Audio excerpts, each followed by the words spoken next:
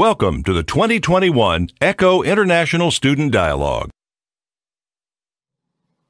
Hello, guten Tag, bonjour, buenos dias, dober dan. Before we begin the ECHO Foundation International Student Dialogue, I'd like to introduce you to someone who is very special. With his generous support and friendship, CEO of Clarivate, Mr. Jerry Stead, has inspired us to believe in things we never thought possible, to think in realms beyond the ordinary. We are so grateful to him and to his wife, Mary Joy. Please join me in welcoming Mr. Jerry Stead. Hello, and welcome to each of you today for joining us in a very exciting event led by the ECHO Foundation from Charlotte, North Carolina. Mary Joy and I have sponsored programs for many years with the ECHO Foundation, and we're delighted today that you've joined us for a very important subject, one that I want to make sure you know when we talk about social justice and media. I'll give you my views on that in just a minute. And we're blessed to have Nick Kristof here with us on that discussion today. My wife and I got married when we were 18 years old, like many of you probably already are. And ever since we've been married, we're now in our 59th year. And each day when we get up, we think, how do we help great people do great things?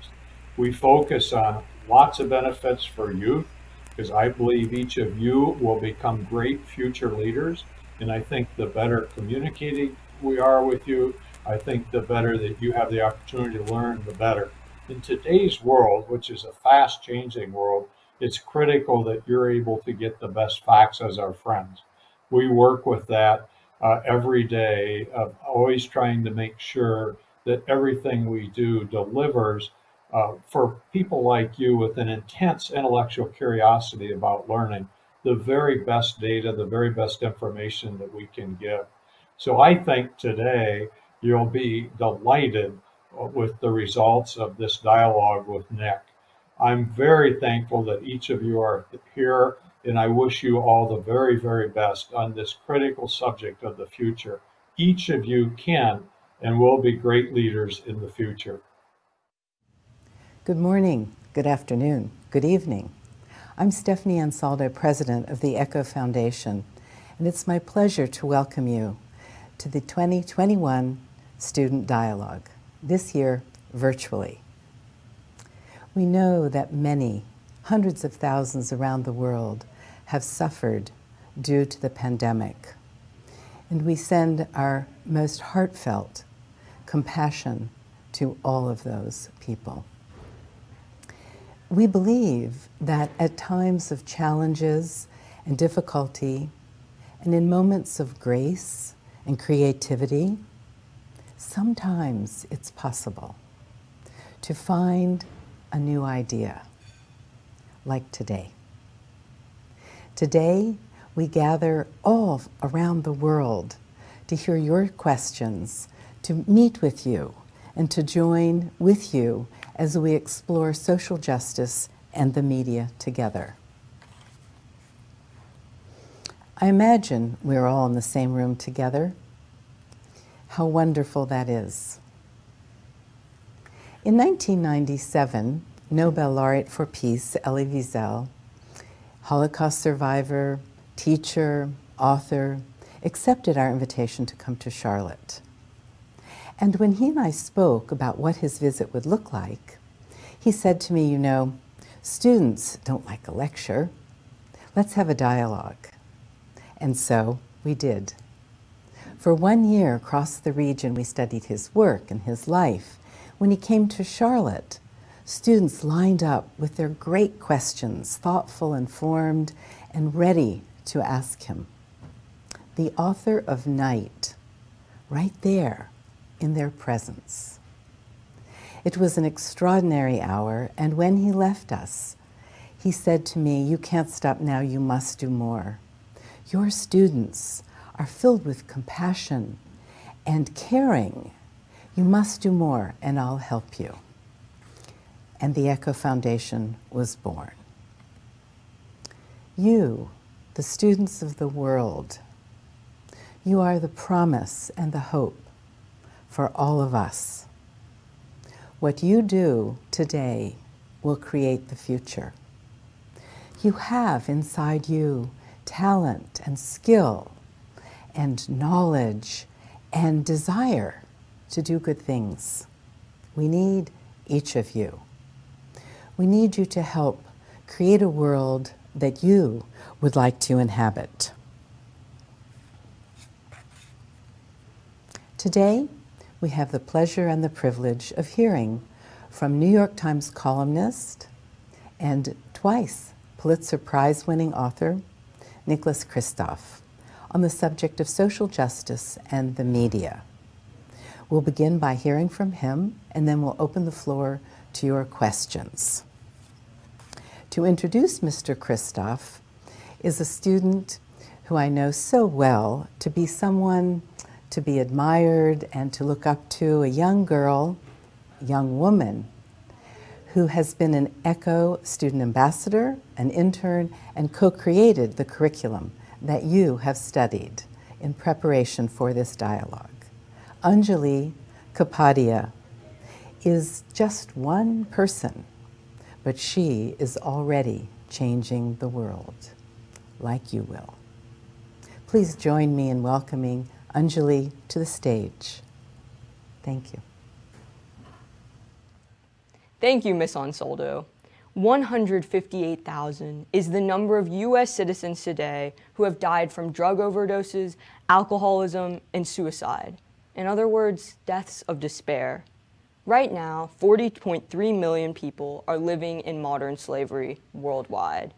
And while our guest, Mr. Nicholas Kristof, knows these statistics very well, rather than write about the numbers alone, he brings these numbers to life by sharing the personal stories of people like cross-country runner Kevin Green and Cambodian teenager Shrey Rath. He teaches us that behind every number, there is a story. Stories worth sharing. Our guest today, New York Times columnist Mr. Nicholas Kristof, who, traveling to over 150 countries and living on 4 distinct continents, brings a rich perspective about how people respond to their circumstances to find a sense of meaning and purpose. With his wife Sheryl Wu Dunn, he's used his perspective to write 5 books, 3 of which, Half the Sky, A Path Appears, and Tightrope, provide the framework for the curriculum that you all have studied this past year. At the back of each Kristof book, there is a comprehensive list of ways that we can take action. Our guest is a gifted storyteller. He is also a change maker.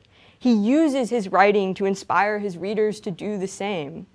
I know after reading his work and being a member of the team who created the ECHO curriculum, Social Justice and the Media, that he has inspired me to dedicate my life to uplifting humanity for the greater good, through both my words and my actions. It is with pleasure and admiration that I introduce the man who has taught me the power of the pen, Mr. Nicholas Kristof. Thank you so much, Anjali. What a great introduction. I'm really honored to be with you. And also thank you so much for working on the team that developed that curriculum. I was awed when I saw how well it had been done. I really appreciate it. I really want to focus on, making this a dialogue and a conversation, but let me just start off by offering a few thoughts about how I came to be involved in social justice journalism and what it has taught me. And the roots of this go back to when I was in the 8th grade and was the editor of the student newspaper in Yamhill, Oregon, my grade school. And our school had a rule at that point that boys could wear blue jeans, but girls could not. And, girls could wear black jeans. They could wear red jeans, but not blue jeans. And so that was the beginning of my crusading journalism on behalf of the 8th grade girls. And I was fairly merciless toward the school administration on that front. And it was really satisfying to take on what I thought and my classmates thought was an injustice And in general, I love journalism. I love the writing. I love the capacity to bring about change. And indeed, the school did change that rule. They waited until I had left the 8th grade, I think, to avoid giving me the satisfaction of having changed the rule there while I was there. But they did change it, and I think it was, partly as a result. So then I went into journalism, and when I went into journalism initially at the New York Times, I was not writing about social justice issues. I was writing about international exchange rates and international trade, oil prices, about international economics. But then I became a foreign correspondent, and I saw things that really powerfully moved me. I was in China in Beijing on June 4th, 1989, and was on Tiananmen Square when the army opened fire on protesters, and saw people shot and die, and that's something you never forget. And you want to use what tools you can to fight back against injustice. In my case, my tool was my keyboard. I wrote what I thought would be one article about children who were forced into sexual slavery. And I saw young teenage girls in Cambodia who were imprisoned in brothels. And again, you don't forget that. We think of slavery as something that ended in the 19th century, and then you see these kids who are effectively slaves and will be until they die of AIDS in their early 20s. And again, you want to fight back in every way you can. It haunts you. I became a columnist. I moved from being a reporter to a columnist after 9/11. And initially, I thought, I'm going to be changing minds twice a week. And I also quickly realized it doesn't work that way.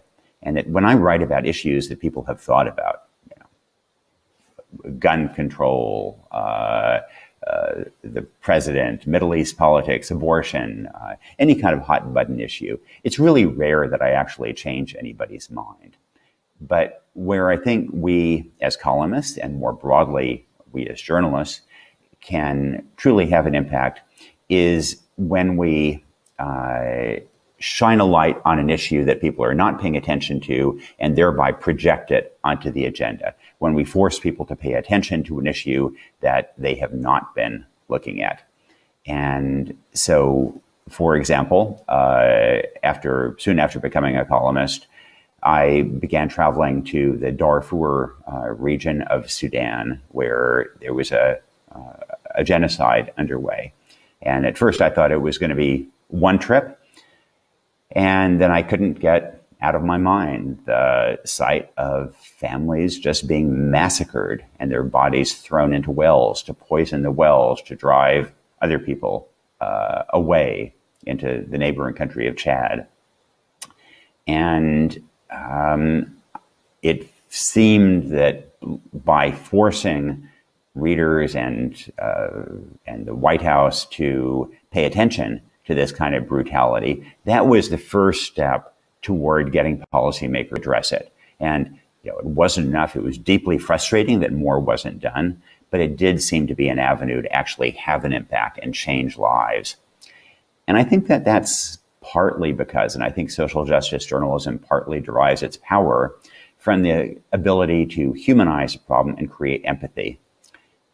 When I think about why we don't do a better job of addressing some public policy problems, I think there are a couple of impediments. I think we tend, first of all, to be worst at addressing policies on issues that are hard to talk about. Mental health, domestic violence, drugs, anything having to do with sex. And we can break those taboos. We can put them in the newspaper, put them on the front page or an op-ed page and force conversations about these difficult topics. And once there are those conversations, that's the first step toward addressing them. And I think the other reason why we don't do a better job of addressing some public policy problems is what might be called an empathy gap, that we tend to otherize people based on skin color, based on religion, based on ethnicity, based on their documentation, immigration documentation, based on geography, what country they are. And in that case, if we otherize people, then we don't have the empathy. We don't see them as fully equal human beings, and we're more likely to adopt really harsh policies. One thing that we can do in journalism is put a human face on those who are struggling and suffering, and remind everybody of our common bonds of humanity. And whether it's in Darfur or sex trafficking or issues of racial equity, I think that has been one of the real powers of journalism. I don't think we do it enough. I think that we have to mix our public policy reporting with efforts to put a human face on some of these problems. I've got to say that journalism is facing some real difficulties. And for those of you who are thinking about careers in journalism, I want to be honest that there is a real problem with the business model of journalism. So the New York Times, the Washington Post, the Wall Street Journal are thriving and doing really well. The national papers are. But local newspapers around the country are really struggling because advertising has moved away. People are moving online. And if you're a local newspaper somewhere, then it's harder to get subscriptions. It's harder to get advertising. And we don't have a new business model for those papers. And on top of that business model crisis, there's also a trust crisis. And that has been exacerbated by the polarization in the US. It, I think, was to some degree exacerbated during the Trump presidency when President Trump denounced the news media as an enemy of the people. And there are certainly, many folks who will look at my column and will immediately discount anything I say on the basis that, he's with the New York Times. You can't trust that. And we have to figure out a better way of winning back that trust, while at the same time standing up for what we believe in and calling out those who say lies as we understand the truth. And that, I think, is going to be a long-term challenge in the U.S., given the polarization of this country. But again, it's going to have to do in part with winning trust by reporting issues that matter, that are important, by reporting issues that are hard to talk about. And I think we can do that. And I just want to, before we, make this a dialogue, I just want to offer two challenges for all of you students. I mentioned that, we're so polarized. I think one of the problems is that we tend to have what's called a selection bias. We tend to have a bias toward news sources that we agree with, that present a narrative, that present facts that fit in with what we believe. And so liberals will tend to watch MSNBC, and conservatives will tend to watch Fox News. And I would really challenge you to try to avoid just getting news sources that you tend to agree with. I think it's really important that you challenge yourself and find facts that don't fit into your ideology, into your narrative. It's hard, in my case, I'm a runner. I run every morning, and, it's painful, but I think it makes a better me. And in the same way, I read the Wall Street Journal op-ed page, opinion pages every morning, and it's sometimes painful, but I think it does make a better me. It challenges me, and I face facts that don't fit into my mental constructs, and that's good to be challenged in that way. And the second thing that I would challenge you on is that, some of you, I hope, will become journalists, but many of you will pursue other careers, and that's great. But I hope that whatever you end up doing, you will find ways to engage in public debate about issues. And maybe that will be periodically writing an opinion piece for your local newspaper or local website, but engaging in these larger issues, finding a way to connect to a cause larger than yourself, at home or abroad, and using your voice help those who maybe lack one. Thanks very much, and I'd love to make this a conversation. Put me on the spot. Grill me. Good morning, Nick. It's so nice to be with you, even virtually. Thank you for those inspiring remarks. And Stephanie, I just wish that we were together in person, but I think we're all sick of looking at pixels of each other, and but hopefully the end is in sight. Hopefully. And when the end arrives, we hope you'll come and visit us. I look forward to that. Thank you. I was moved by your compassion as you spoke about being in Tiananmen Square and having your eyes opened in such a powerful way.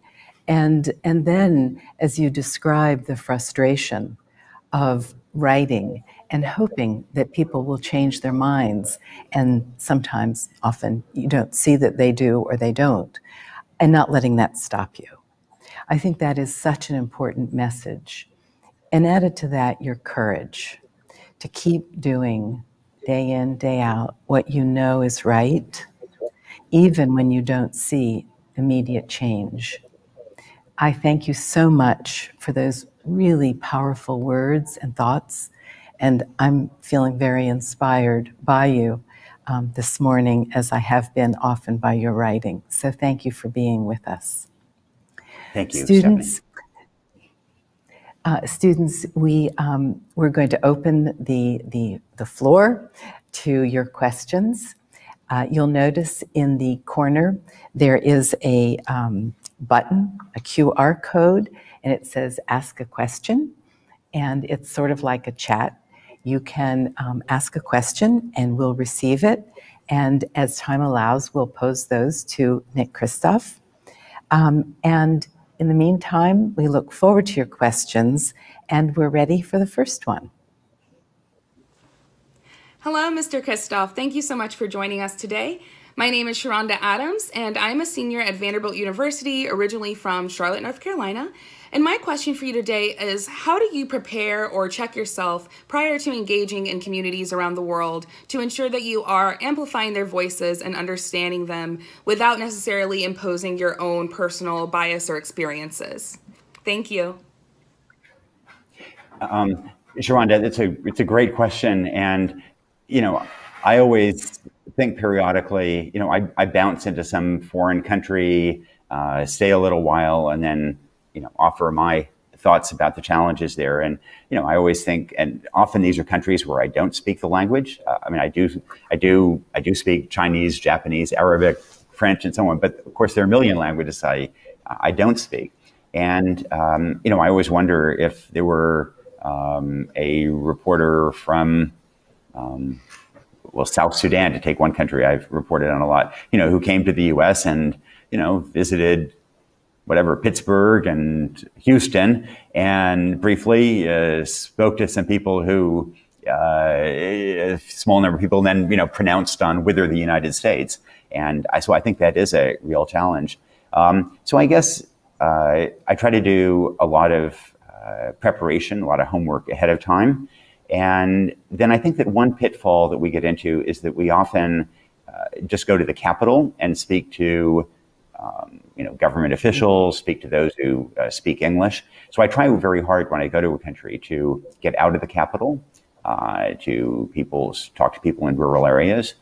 But you know, there will be times when I will also, you know, impose my own beliefs on a community. For example, I reported a lot in Afghanistan, and there are many Afghans who think that girls should not be educated. And, you know, I am not going to defer to that view. I think girls should be educated. And you know, there are similar issues in female genital mutilation in Sudan, for example, that I listen to those who argue that this is a traditional custom, that this is a part of their culture, a part of their faith, and I will quote that, and but you know, I will not be persuaded by that.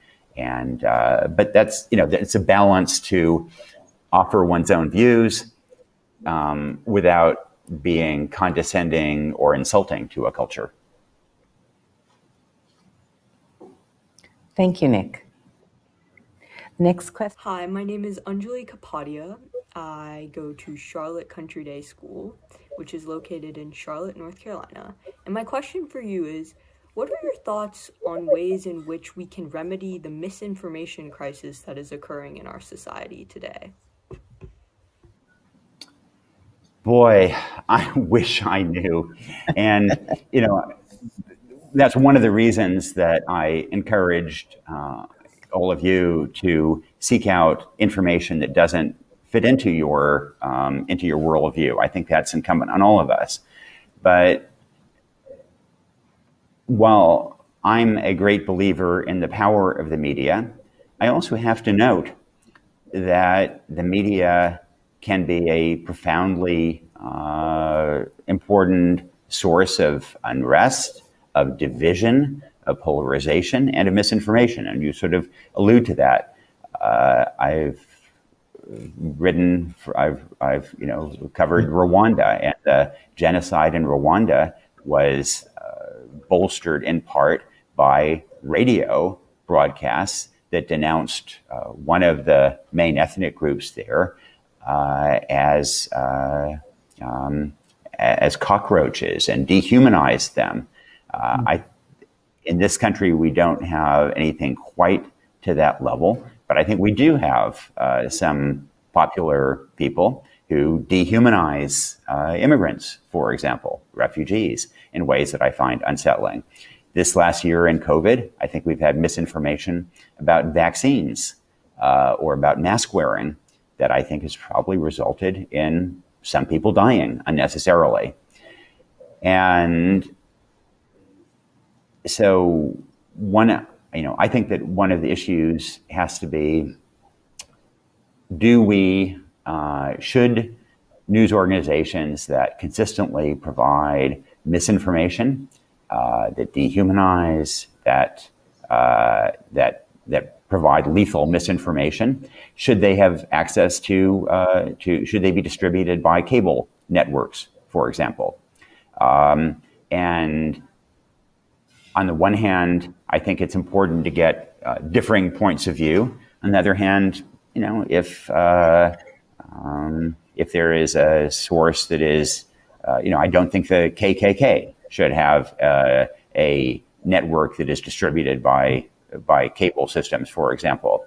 I think likewise that a news organization that consistently, warns that people should not get vaccinated, I think that that's going to end up killing people. And likewise, there should be consequences for that, probably including losing their status on a cable channel. But this is really divisive stuff. Lots of people will profoundly disagree with me and say I'm trying to squelch alternative voices.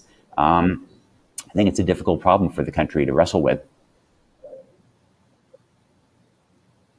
Next question. Hello, my name is John Reddy. I attend Huff High School in Charlotte, North Carolina, and my question for you, Mr. Kristof, is how has social media affected your approach to journalism?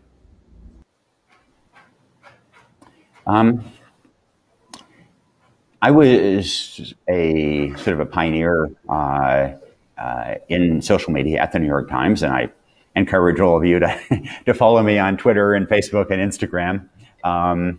And I use them in part to try to connect to a broader audience.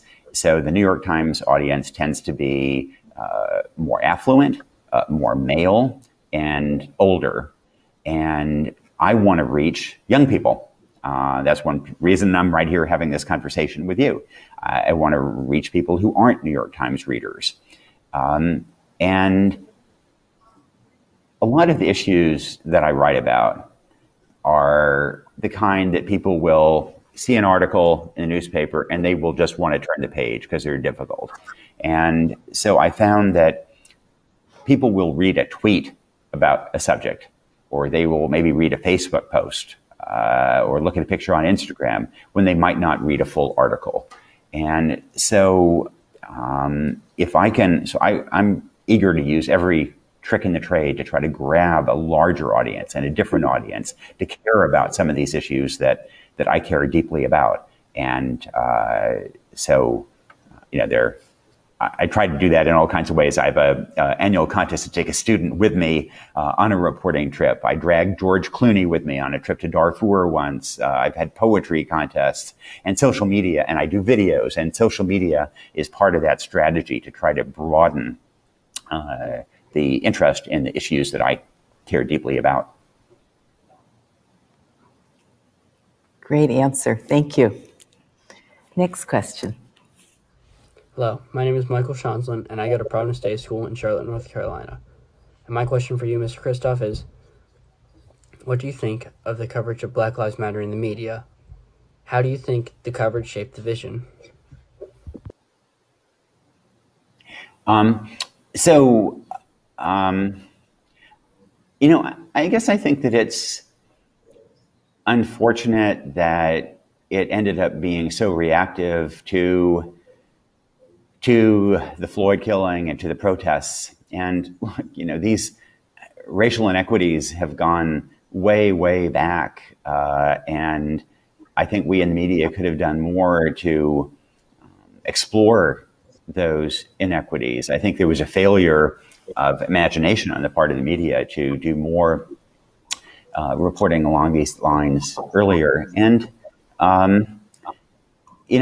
for example, there in some surveys, white people sometimes say that there is more discrimination against whites than against people of color. And that is, every bit of evidence suggests that's completely not true. There are some of the standard surveys that have been done. They send out resumes in response to job offers, and it'll be the same resume, but one will have a name that sounds like some white kid grew up in Indiana, and the other will have a name that sounds African American. And though the resume with the white name, so to speak, is much more likely to get a callback than the one with the name that sounds more like an African American. Another study sent actors to go apply in person for jobs. In each case, one white actor and one black actor, and the white actor, as I recall, was 3 times as likely to get an offer. And so I don't think, the public, I think we should have done more reporting along these lines about these inequities. It's striking that it's been videos from body cams, from other cameras that I think have moved the public so much and made people understand how traffic stop for an African American is often a very different experience than it is for a white American. I wish we had done more of that kind of broader reporting over the years so that this wasn't as much of a surprise. And I wish we would do more policy reporting about how do we broaden equity? Why is our education system one that tends to transmit privilege rather than one that tends to be an escalator and provide opportunity? Great question. Great answer. Princess? My name is Princess Adeyi. I go to Asheville School, and I'm from Nigeria but live in Saudi Arabia. And my question is, do human rights depend on a country's culture and what's deemed socially acceptable in a certain environment? Oh boy, that's a really interesting question. And I often get pushback from countries along the lines that you suggest, that, I will, for example, you're in Saudi Arabia. I've written a lot about a woman in Saudi Arabia called Loujain Al-Hathloul, who advocated that women be able to drive, who advocated for women's rights. She was imprisoned and tortured. And there are plenty of people who have said, who have pushed back and said, Loujain is breached Saudi culture. She's divisive for it. And my argument is that there are some rights that are universal and that they should not depend on geography. And over time, I think we have recognized that culture should not be an excuse for suppressing people, for abusing them. My wife, Cheryl Wudun, is a Chinese American, and she brings up foot binding. Her grandmother's feet were bound. That was a practice that was embedded in Chinese culture. And Cheryl says, you know, thank God that there were Western missionaries and others who denounced the practice of foot binding. And because otherwise, Cheryl's feet might have ended up being bound. But having said that, you know, there's obviously a sensitivity to outsiders marching in and pointing fingers and saying, your culture is problematic. And what I have seen is that well, you can't pull punches and you need to point out human rights abuses. It's most effective when you quote local change makers from within that culture, within that faith, within that society, who are working for change and provide models for how that change comes about. Female genital mutilation is an issue I've written a lot about, and so I've often done that in the form of writing about a extraordinary woman in Somalia, Edna Adan, who is a pioneer for resisting female genital mutilation. And that has, you know, she is a Muslim, she is the former foreign minister, she was cut herself, and her voice has so much more authority than mine does as an outsider. Wonderful. Thank you. Next question. Hi. So your website talks about social justice and how media can help promote it. However, social media sites like Instagram, Snapchat, and Twitter use adaptive AI algorithms to present news and posts based on a user's preference. This in turn restricts a user's ability to look at stuff that they aren't really interested in. So doesn't this also restrict the promotion of social justice as well? It's a great question, and you're right, it does. It also, to some degree, tends to keep us all in our own bubbles because we like certain posts, we follow certain folks, and then those algorithms that you allude to will then lead us to other like-minded position and posts. I guess what I would suggest is that people in turn, that is one reason to follow people whom one might disagree with, because then that'll confuse those algorithms and it may lead to other positions. I also think there is something to be said for engaging. If you follow people on social media who say things that you find really problematic, then I think it's worth commenting and pushing back. But I think this has to be, Twitter especially tends to be this just toxic cesspool. And I don't think that's the way to change minds. But I do think that a comment on Facebook or Instagram when somebody says something that feels beyond the pale, that is respectful, but maybe asks a pointed question or provide. Well, one of my very dear friends here in Oregon recently posted something that I thought it was false. It was, and I just posted a brief note with a fact check saying, that this is incorrect and a fact check, and then she deleted her post. Look, I think it's really hard in social media, but I do think that it's best not just to ignore problematic posts, but to politely, respectfully engage those with whom one disagrees. And it's not going to work every time, but it can be a step toward toward breaking this sense of just, everybody, this bubble where everybody thinks alike. Nice. Thank you. Next question. Hello, my name is Mary Brickman, and I am a sophomore at Providence Day School. And then my next question for you is, in Half the Sky, you follow the stories of multiple women who have been forced into sex slavery. Do you still communicate with any of them, or know how they're doing right now? So I haven't communicated for the last couple of years or so, but until then, they were doing okay. So it sort of varied with the person.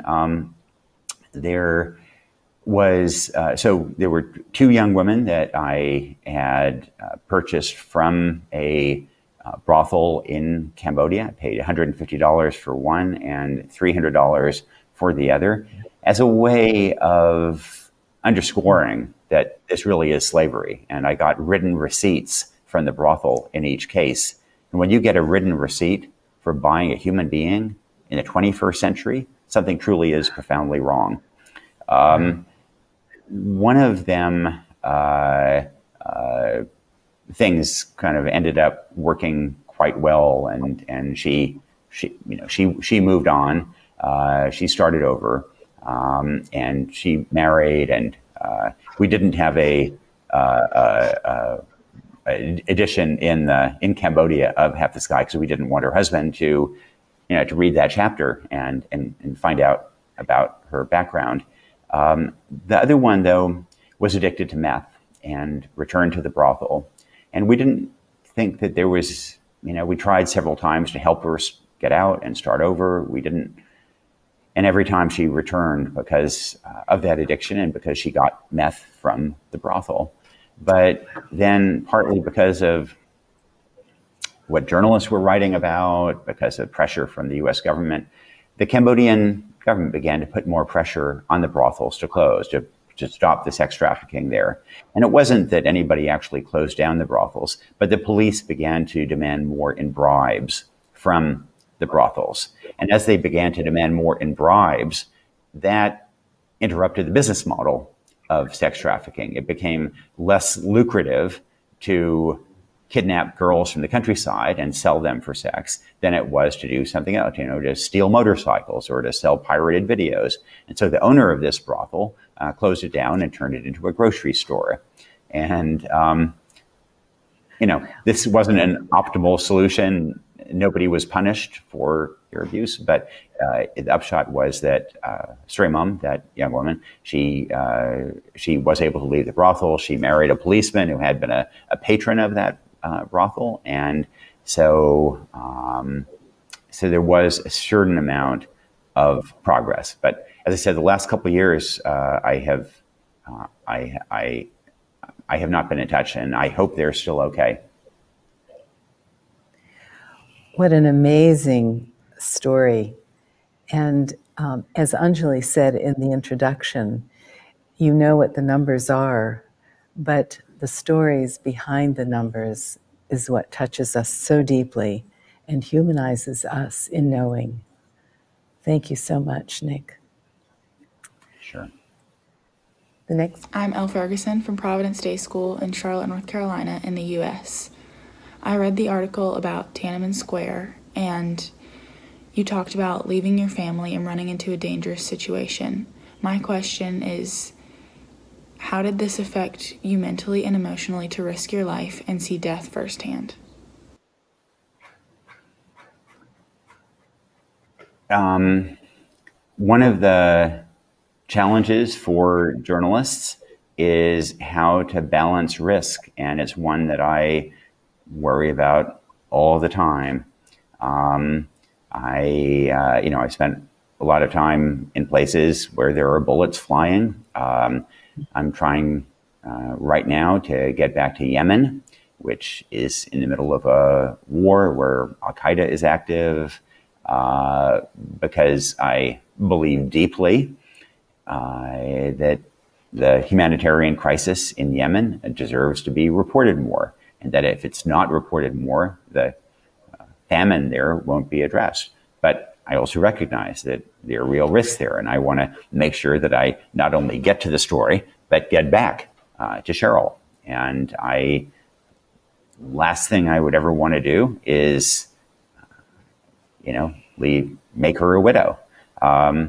I've been in, I was in a plane crash in Congo. I've been held at gunpoint in more countries than I could count. And I try to be as safe as I can, but there are times when I think it's so important to get that story that I take some kind of a calculated risk to get it. And I worry a lot about that. I spent a lot of time in some countries being afraid, and it's not just what happens to me, but I'm thinking about Cheryl and 3 kids.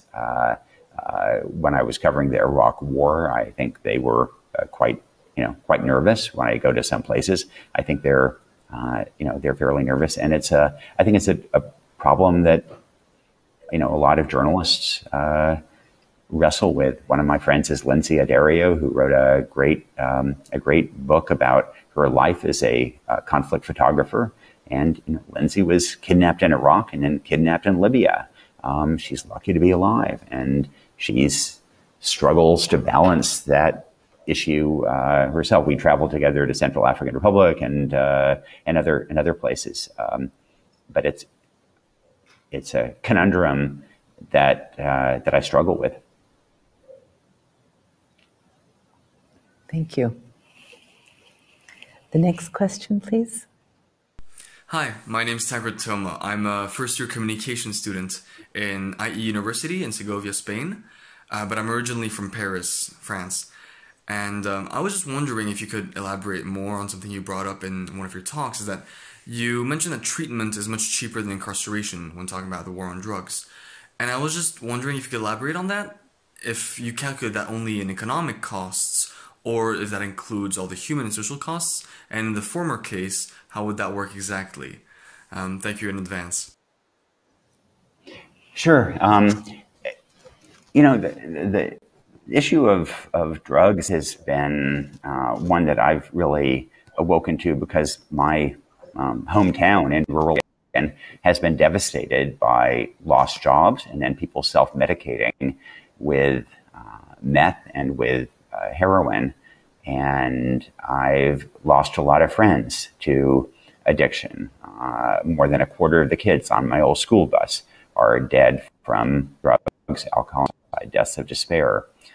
And this pandemic has been particularly devastating for some of those who have been in recovery, but because of loneliness, because of social isolation, because of loss, they've returned to drugs. And one of my dear friends is now homeless and has lost his 2 young kids because he, after 2 years of staying off drugs, he'd returned to it. I find it so frustrating that we don't do a better job of treatment. Only about 20% of people in the United States who need drug treatment actually get it.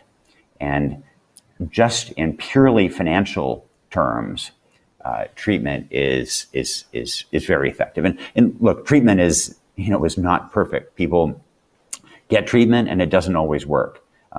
Or they get treatment and it works for 6 months, then they relapse and they have to go back into treatment. So it's imperfect. But prison is pretty imperfect as well, and it's hugely costly. And treatment is rather more effective in getting people off drugs. Treatment is more effective at getting people off drugs than prison is. And when people have addictions, the cost to society are enormous. There's often crime associated with it. They don't do their jobs as well. Often addiction is transmitted to the next generation. There may be financial costs borne with those children.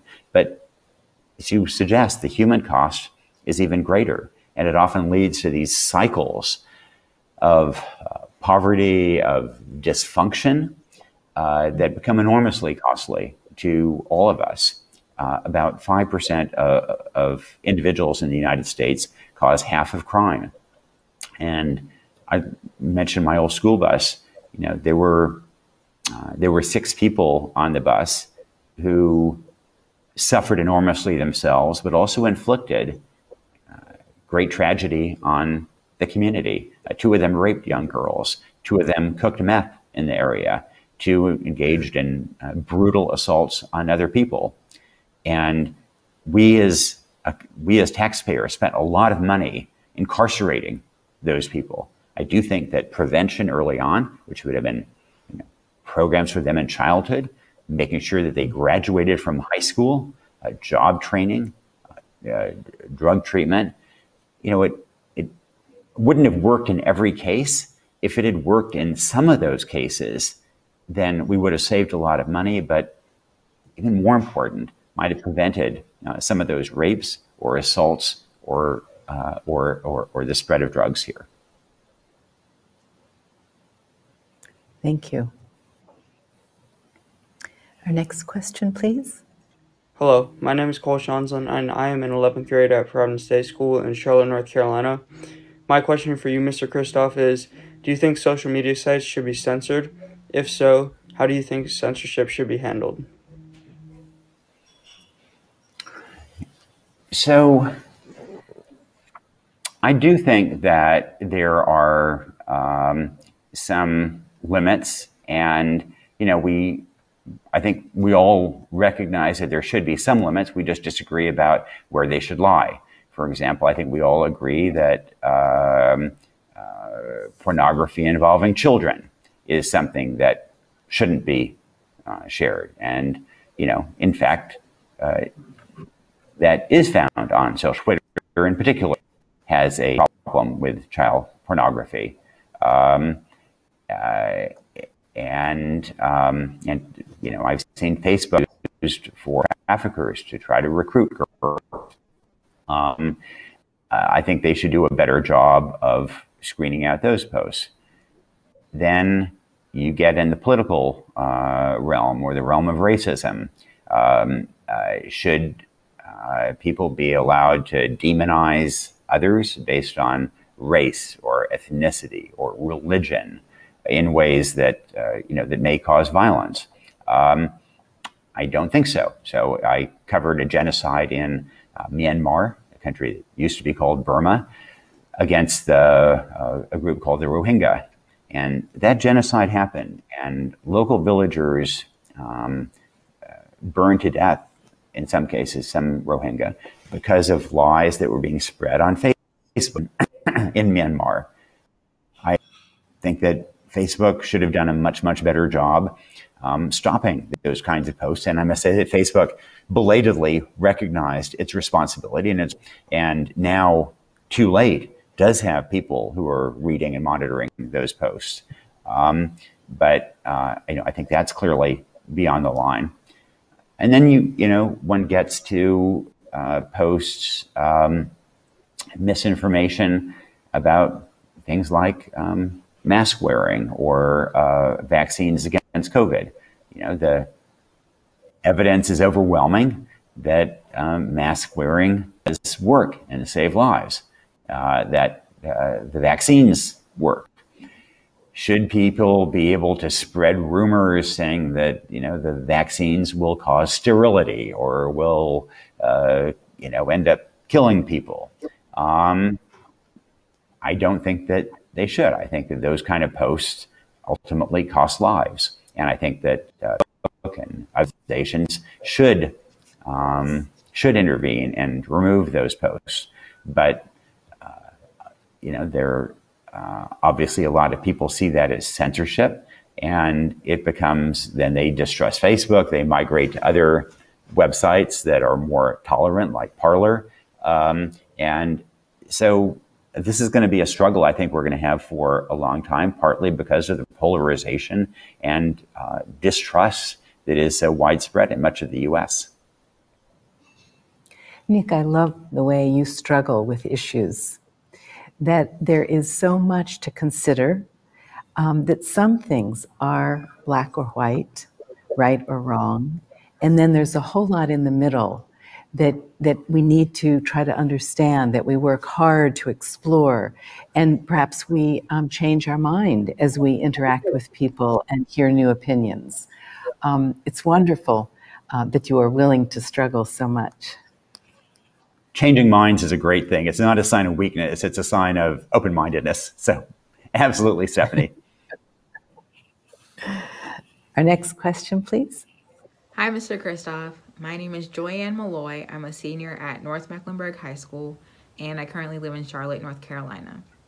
My question for you is, in your opinion, how can social media be used to combat social injustice, and how can students today use social media to fight against global issues? Thank you. So I think that social media can be used in two different ways. First of all, I mentioned that we in the mainstream media often have neglected issues of racial inequity or other kinds of inequity. We didn't humanize issues enough, and I think that social media sometimes allows posts to go viral that eliminate those kinds of inequities. And so you've seen that with some videos posted on Facebook that show, for example, a black driver who is stopped and abused by police in a way that just would not happen with a white driver. And so sometimes those kind of posts really eliminate a larger problem. Likewise, attitudes towards gay Americans have completely revolutionized over the last 20 years. And that's partly, because I think an awful lot of Americans suddenly discovered that they had a sibling or a cousin or a good friend who was gay, and they couldn't, they couldn't put their biased constructs about what they thought it was to be gay did not fit this person they loved. But I think that social media can also, humanize these issues. And when a gay person or a trans person or somebody else who were inclined to otherize, writes about these issues, or maybe it's a black person who is trying to get a place to rent, and landlords keep saying, "Oh no, this place actually isn't available after all." I think it helps us understand and humanize some of these problems that we in the media don't always do a great job of acknowledging. And, I think a lot of adults don't understand some of the challenges the kids go through. Write about those frustrations, write about what we as adults don't always get. And, it probably won't go viral, but maybe it'll help awaken some of us. And I guess just the other thing that I would suggest is trying to call attention to, I mentioned Yemen. I'm trying to get to Yemen. I periodically post about Yemen because I think it's so important to get more attention. And where I write about people being imprisoned abroad for their political views or for fighting for women's rights or whatever it may be. And when you share those posts or share those, that tweet or that Facebook post, that puts a little bit more pressure on some foreign government that is wondering whether to keep that person in prison or whether to free them, whether to kill that person or release them. And it's not much, there are critiques of slacktivism, but it's something that you can do. So do share posts about human rights abuses abroad. It does help a little bit at the margin. When you speak about the power of young people and to raise their voices and to share their views, I want to acknowledge the 3 young women who created the curriculum that you referenced, excuse me, right when we began, and that many have studied in preparation for this. These are 3 young women who themselves decided that you were worth studying because you're not afraid, because of your courage and your compassion. They devoted, each of them, their entire summer last year, unpaid, as a full-time job, to raising awareness about so many issues that you've called attention to, Nick. and that so many of us need to know about.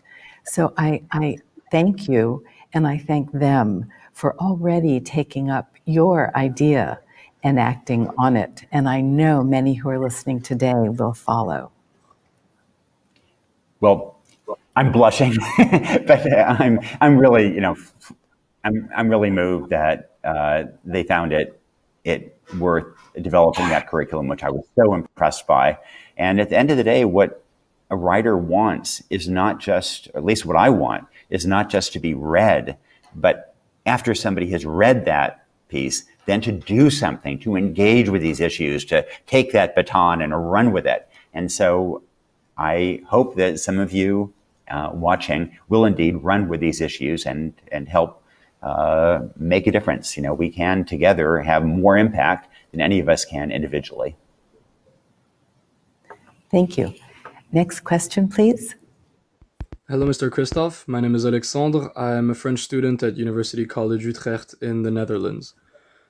Regarding your opinion column about the lack of sanctions against MBS in the Khashoggi affair, what role do you believe that the media should play in Joe Biden's treatment of Saudi Arabia and its crown prince? For those who don't know that case, Jamal Khashoggi was a Saudi journalist who was a resident of the U.S. and a columnist for the Washington Post who was murdered by a Saudi kill team, then dismembered.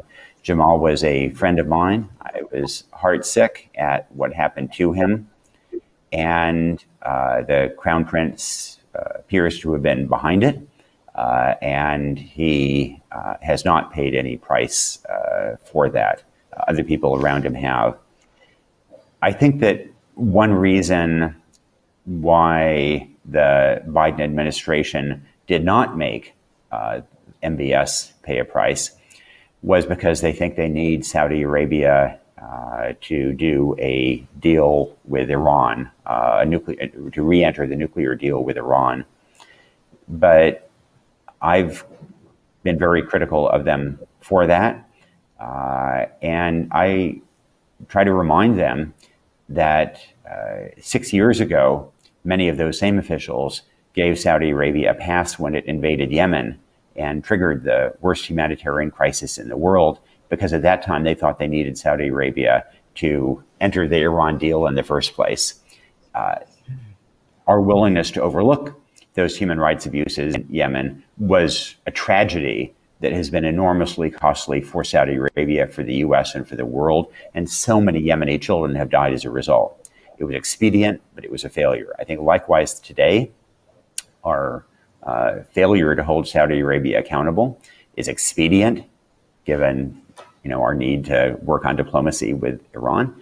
But I think it will be a failure. And my concern is that MBS, partly because of our acquiescence, will become the next king of Saudi Arabia upon the death of his father, King Salman, and that for 50 years he may reign in a way that causes huge problems for the region and the globe. And, a couple of questions have asked about this question about, to what extent do we impose our ideas and culture on others? And this is a classic example of that conundrum. It's up to Saudi Arabia to determine its leaders. On the other hand, where you have a leader who causes mass atrocities in Yemen, then that's also an international issue. That's also one that we care about. And when you have a leader who, imprisons a woman like Loujaina al-Hathloul and tortures her for advocating women's rights, that also strikes me as an issue that concerns all of us who are part of this web of humanity. And so there's this conundrum between respecting a country's right to choose its own leaders and our obligations to our fellow humans. In this case, I think the Biden administration should have been a lot tougher toward MBS and toward Saudi Arabia. Thank you. Big question. A big question with a difficult answer, or maybe no answers. Thank you. Next question, please. Hi, I'm Alexandria Poulos, and I'm a student at Providence Day in Charlotte, North Carolina. and I'm wondering, how do you translate an emotion-filled story you've heard firsthand into writing on a page without losing the story's emotion? Thank you.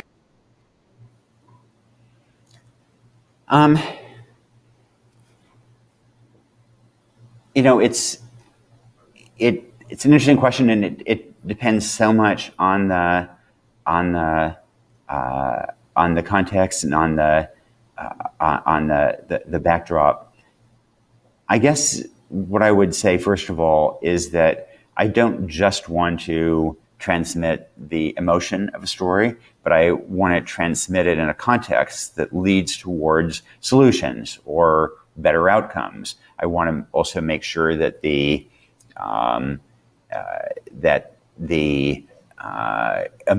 problem reflects a real issue that should be addressed. That it's not just an anecdote, but that it's a trend. And too often, I think in journalism, we think that the plural of anecdote is trend, and it's not.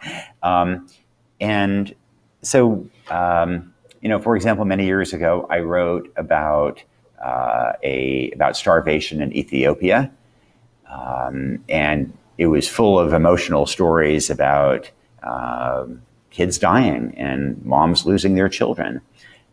But the U.S. policy response was that we sent hundreds of millions of tons of grain to Ethiopia to alleviate that immediate starvation. And, that was sort of satisfying at some level. I jumped up and down, I ran these photos, and then the U.S., as a result, sent this grain.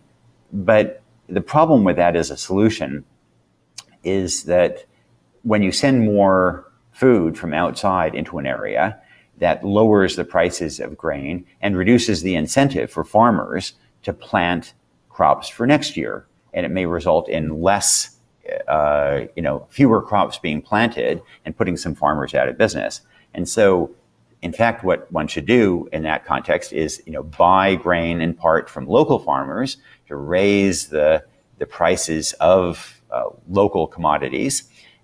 And then you may need to ship some in as well, but you want to support local farmers to create an incentive for them to do more planting. You want to increase their productivity. And I thought that, in retrospect, that my writing was too focused on the emotion and not focused enough on the solutions.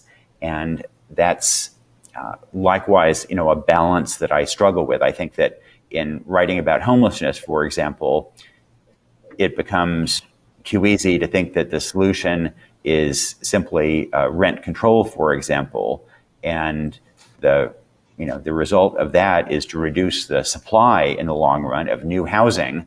And so there has to be a balance between programs that will increase the supply and those that will help people to prevent them from being evicted and pushed into homelessness. So I try to look at the broad problem and use data and understand the best solutions, but then find powerful and emotional stories that will illuminate the problem and illuminate the best solutions. I'd say you do a great job of that, and that it never seems that your stories don't find a balance. In fact, that is what creates the inspiration and the power for all of us. In graduate school, I was told that, of course, we need to understand with our brain, but it is through our heart that we are changed. So thank you for doing such a great job of that. Stephanie, that's absolutely right. That reminds me of something. Can I just mention a brief story about that? Yeah, please. So when I was writing about Darfur, it was really frustrating because here are these people being slaughtered. It's not getting attention. And I was, at that time, there were these two hawks in New York, in Manhattan, that had been kicked out of their nest in an apartment building, and they were homeless in New York. And New York was so outraged about these two homeless hawks, and I couldn't generate the same outrage about hundreds of thousands of people being slaughtered. Oh. And so that led me to the work of a social psychologist called Paul Slovic, who has done a lot of work about what makes us care. and I studied the research on what makes us care. And as you say, it starts with an emotional connection, with an individual story. And once you've created that empathy and made people feel some compassion for people, then you can bring in the data, then you can bring in the solutions.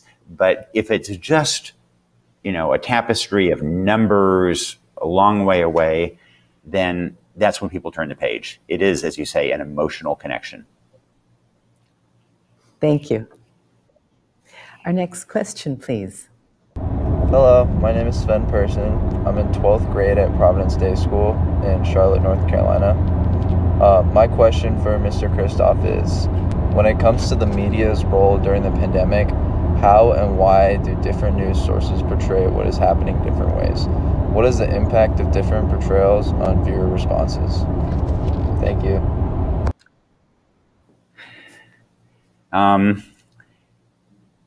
I found the pandemic coverage, there's been some just outstanding pandemic coverage, and partly because I cover global health, I was engaged very early on. I wrote about it beginning in January, and was early on warning that schools should be that graduations will be postponed, this kind of thing. But we did see it become politicized very early on, and President Trump dismissed it as something like the flu initially, and then, likewise, Fox News then was quite scornful of the virus and discouraging lockdowns, et cetera, and in some cases discouraging mask use. More recently, Tucker Carlson has been, I think, spreading doubt about vaccines in ways that I find really problematic. So I think that the pandemic reflects the ability of the news media to do great journalism, but also to spread misinformation. And I think we have to figure out better ways of rewarding the best coverage that serves the public interest and penalizing that which costs lives.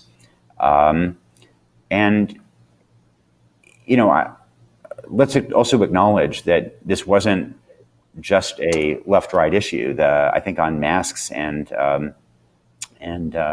vaccines, the more liberal media got it right, and Fox got it wrong.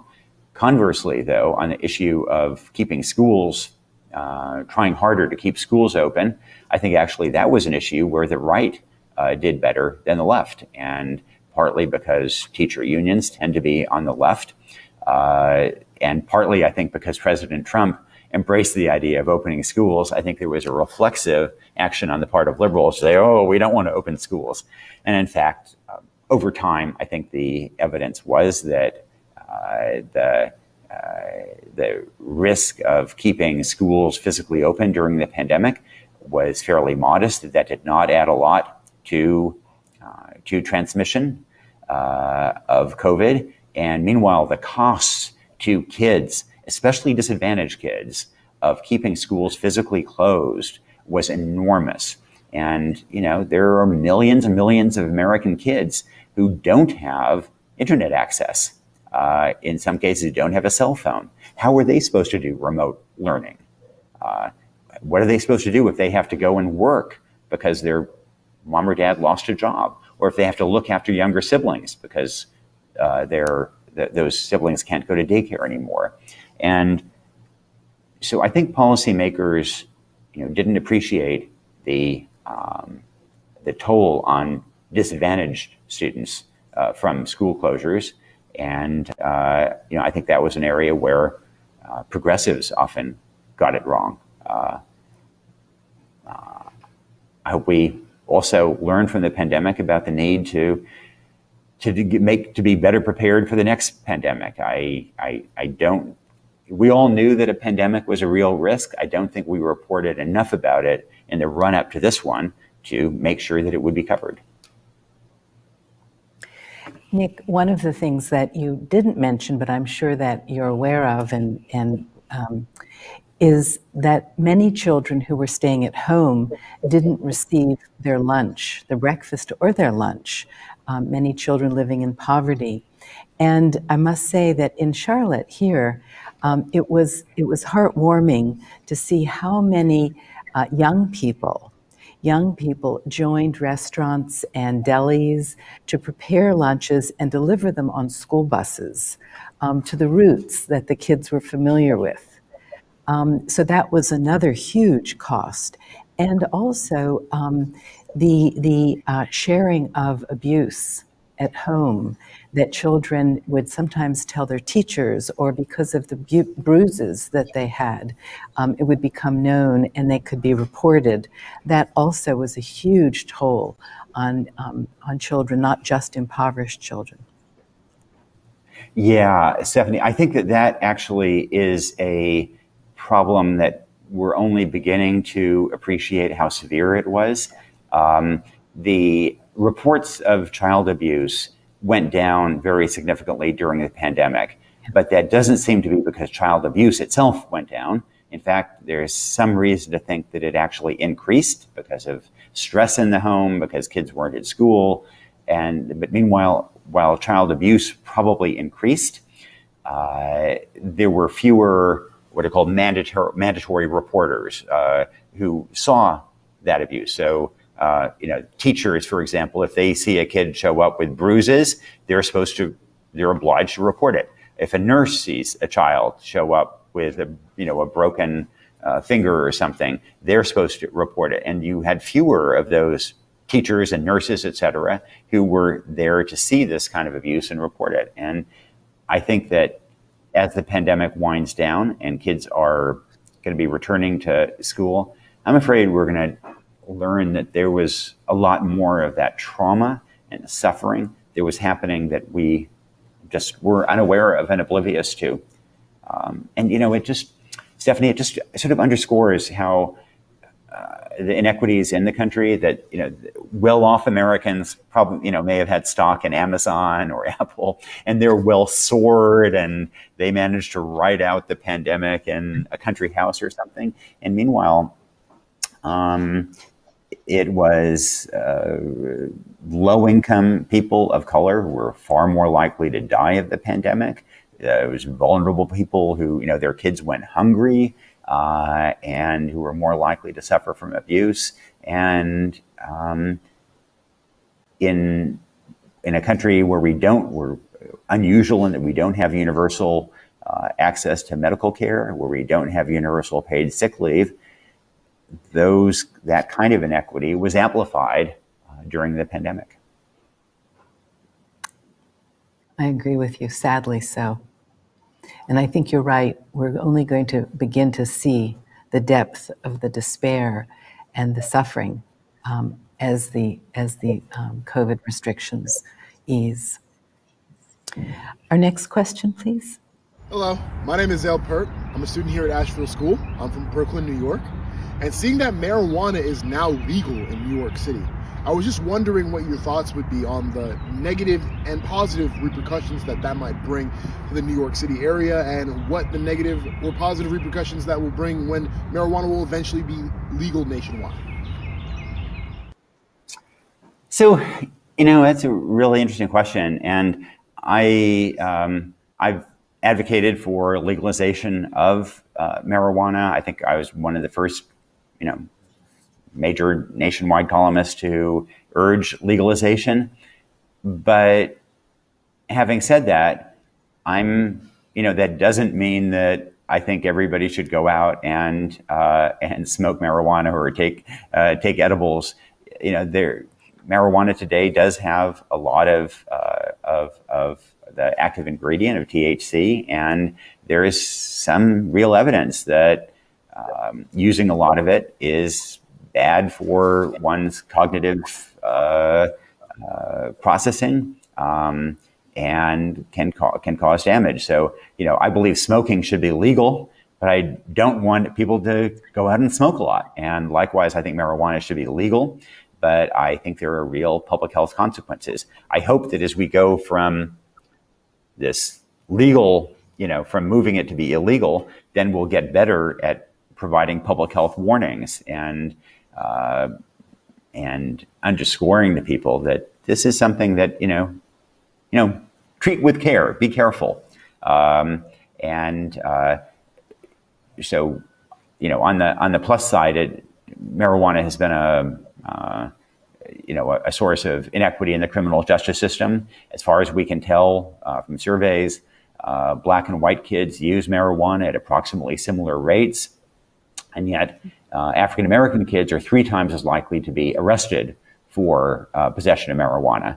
And that's a reflection of all kinds of issues. It's partly that white kids are more likely to be in the suburbs where the cops are kind of looking out for kids. And it may also have something to do with the fact that a lot of those white kids are in areas where they can have more privacy to smoke. But it also clearly has a lot to do with just fundamental bias in policing and in the criminal justice system and in prosecutorial discretion. And so there have been a lot of Black kids in America who've gotten encounters with the justice system, or if they're a little older, arrest records in ways that have damaged their prospects to go to college, their prospects to get a job, in ways that are profoundly inequitable. I think, hopefully this will be a way to move beyond that. I just hope that it doesn't lead people to think that marijuana is safe and they should go out and get high every day. Thank you. Our next question, please. Hello, my name is Finley Heller, and I go to William A. Huff High School in Cornelius, North Carolina, in the United States. As the media continues to become more and more influenced by politics, how can children and young adults make sure we are getting access to unbiased information? I guess I think that there should be more of an emphasis on news literacy in high schools around the country. And what news literacy tries to teach students is, a lot of people get their news from Facebook, for example, and that there is a big difference between a article that is shared on Facebook that happens to be from the New York Times or the Washington Post or NPR or CNN or whatever it may be, and one that comes from some crazy website somewhere that is just trying to attract eyeballs with outrageous information that doesn't care about facts or that fabricates facts. And look, the New York Times makes mistakes all the time, but we try to get accurate information. At times we fail, but the major news organizations really do try to have accurate facts. Is there a bias in some of those articles? I think it's fair to say there's sometimes an urban bias, that people who write for the major national publications, whether it's the New York Times or the Washington Post, tend to come from cities. They tend to have a more, urban attitude. They're much less likely to be people of faith, for example. It's particularly less likely to be evangelical Christians. And does that sometimes show up in ways that, that are less open-minded than they should be? Yeah, probably. But there's a real attempt to recognize and acknowledge and grapple with those shortcomings. And I think that news literacy can kind of emphasize the source of the information matters hugely. And I guess I'd also say that, you asked about getting information that's unbiased. A certain amount of bias is fine. You just have to balance it. Look, I write biased columns in the sense that I write opinion columns. I write information, but I make an argument. And I think that can provide a useful way to see the world. I hope that my bias or my argument sometimes is illuminating. But I do think it's useful then, if you read my more liberal columns, then to also seek out conservative ones and, read the Wall Street Journal editorials or, National Review, wherever it may be, and, seek some balance in that bias, if you will. Thank you. Nick, we have time for one more question. Please. It's Jay Mata. I'm from Charlotte Country Day School, and my question is, I've kind of noticed a change in the perspective of the media since Trump has left office and Biden has entered office, and I'm wondering what your opinion on that is. One of the big changes is that journalists can sleep now. It used to be that there was always the danger that at 2 a.m. President Trump was going to fire off some outrageous tweet, and everybody was going to have to rush to write about it and try to figure out what it meant. And there was just a lot of policy zigzags, a lot of strange things happening, people being fired right and left, or scandals erupting. And under President Biden, Washington has reverted to a more normal kind of situation. Those tweets don't happen. President Biden has a more deliberative, slow process. He doesn't want to be in the middle of every news cycle. So journalists are getting some rest at night again. I also think that the public may be perhaps a little less engaged in news now than they were in the Trump period, because this is a little more, there's more of a consensus. About 70% of people supported President Biden's initial $1.9 trillion American Rescue Plan. And when 70% of Americans agree on something, it immediately becomes a little less divisive, a little less polarizing. And I think that's probably good for the country. None of us really have a clear sense about where this evolves in the future. And the Republican Party is debating whether it goes more toward representing working class Americans, or more, some kind of a continued, alliance with corporations, for example, at the other end of the spectrum. I think that the Republican Party is kind of wrestling to see to what extent Trump is part of its future as well. I hope that one of our responses in the media is that we will have the time now, we'll be able to catch our breath and do more reporting that isn't just reactive to the latest presidential announcement, but also digs deeper and looks at social problems that are festering, but that don't always get attention. I've been able to do that, a little bit of that myself, and stay tuned on a Friday morning. If all goes well, I will have a long piece coming out that addresses one of these problems that is festering, that actually has to do with young people, that I think doesn't get enough attention. And I hope that more broadly, when the media will look at some of these larger problems and that don't get attention, that can thereby project them on the agenda. And if you see that, then you're on social media. Do share it so that these kind of issues get more attention and more resonance. And Stephanie, I just want to thank you and thank everybody who is watching for great questions and for your passion for seeing how you can help create a better world. It's hard. The problems are so vast that I think often we think we can't really make much difference. But look, you're not going to change the entire world. You're not going to change everything. But can you change things that make a real difference for some individuals out there, whether locally or abroad? Absolutely. And I've seen that over and over and over. And so I hope you will use your tools which may be social media, which may be your capacity to go and organize something, whatever it may be. And we'll do what you can to try to create a better world. So thanks so much. Nick, thank you. This has been inspiring and marvelous. We have so many more questions for you, but we're out of time.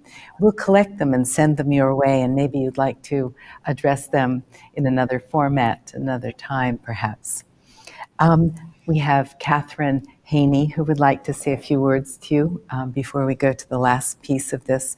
Thank you. This has been wonderful. We really, really appreciate your time and your thought, and your ideas, and your commitment to humanity. Wow. It is safe to say that I am most definitely in a room with what my grandmother would refer to as movers and shakers, and what most of us know as social justice warriors. I'm inspired by my fellow students' questions and your answers, Mr. Kristof. The Honorable Elie Wiesel used to say that the measure of a person is their capacity for gratitude. I'd like to thank today's attendees from around the world. Teachers, thank you for your unwavering dedication to education, and students, thank you for your eagerness to learn. It is my pleasure to thank you, Mr. Kristof, for showing each of us here today precisely what it means to be a change maker. The change we wish to bring about is right in front of us. This year, as I studied your hard-hitting and far-reaching work, I was inspired by the ways in which you bring about change. When I am fearful for the future, I am reminded not only of your courage, but also of the courage of those whose stories you tell. I thought back to your op-ed piece from November titled, "Choose a Gift That Changes Lives." ECHO allows us to do just that, encouraging its pupils to consider the power of one. Mr. Kristof, holding your words in my back pocket, I understand the immeasurable power of one. And after all, we are each one, and together we are everyone. Thank you. Catherine, thank you. Thank you very much for those lovely words. So now, in closing, we have the opportunity for each of you to weigh in. What's the one word you think of when you think of social justice and the media? We're doing a word cloud, and you can use the QR code on your screen or the .com that you see to send your words that resonate, that come to mind when you think of the words we heard from Nick Kristof. What is your commitment, your inspiration? What words would you like to leave us with? Thank you for joining us today, and we look forward to the word cloud and seeing you next year. Thank you. Music, music.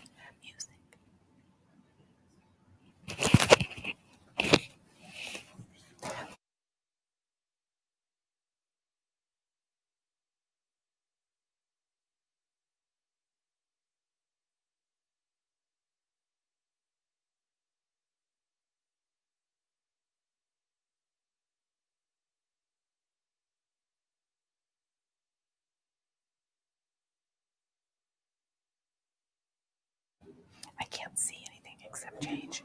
Power. Power, change, freedom of speech, no censorship. Trust, voices, courage, power, freedom of speech, bravery, openness, education, equality, bravery, power, change, freedom of speech, no censorship, no censoring, influence, peace, courage, exposure, bravery, trust, change, freedom of speech, trust. Wow, these are powerful words. Thank you so much. Sounds like you were really listening to Nick Kristof and the marvelous questions that the students asked.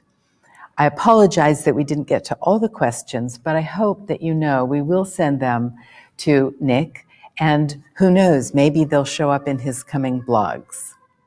Thank you so much for being with us at this International Student Dialogue of the ECHO Foundation. We wish you all the best and we